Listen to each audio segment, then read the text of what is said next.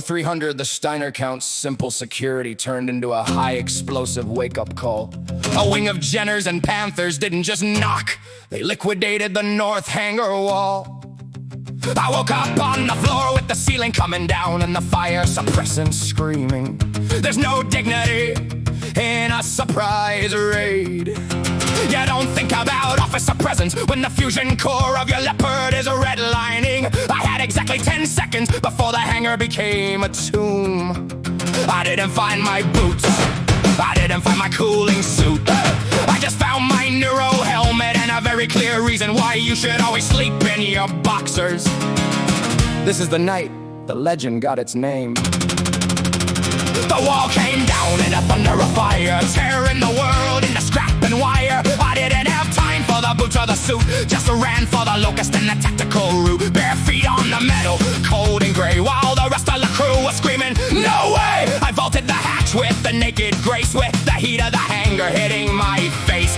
Hammer was shouting, Starner, you're mad! While Skid was laughing at the luck that we had. I jammed on the helmet, I kicked the power, cranking the engine in the midnight hour. The neurolink hissed and the sensors went green. The strangest damn pilot the galaxy's seen. The cooling fluid was cold on my skin as I told the squad, let the slaughter begin. No, it's boxers and ballistics, a hell of a show, trading the dignity for a win. In the low, I'm stripped to the wires, I'm stripped to the bone, defending the hangar all on my own. Where the bolt and the hammer, where the grit and the rust, turning the dragon's ambition to dust. You haven't lived until you've piloted 20 tons of screaming iron while stripped down to nothing but a neuro-helmet.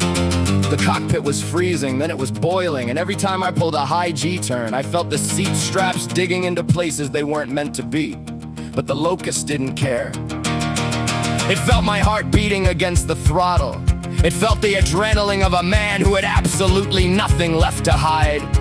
I saw a Panther trying to line up a shot on Bedrock Stinger.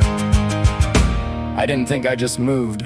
I redlined the throttle, I danced on the lead, giving the raiders exactly what they'd need. A machine gun burst to the sensor array, turning their easy raid into a bad day. They were looking for Steiner for polish and pride, but they found a brimstone boy with the devil inside. We broke their line and we shattered their heart, tearing their unorganized tactics apart.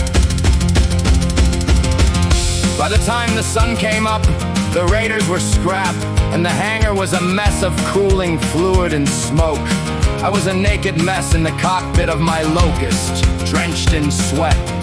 I climbed out of the cockpit and dropped down to the hangar floor. And then I froze when I saw Elena and the crew standing right there looking at me. I was frozen in place with my bare feet on the ramp. Neuro-helmet held awkwardly in front of my hips, covering my, as best as possible. Elena was standing there, her hunchback still steaming. She looked me up and down, then she looked at the burning Jenners in the sand. She didn't say good job, she didn't say you're a hero. She just looked at my helmet, shook her head, and said, Starner, if you wanted to impress me, you could have just bought me a flower. The crew never called me Mike again. After that, I was just stripped.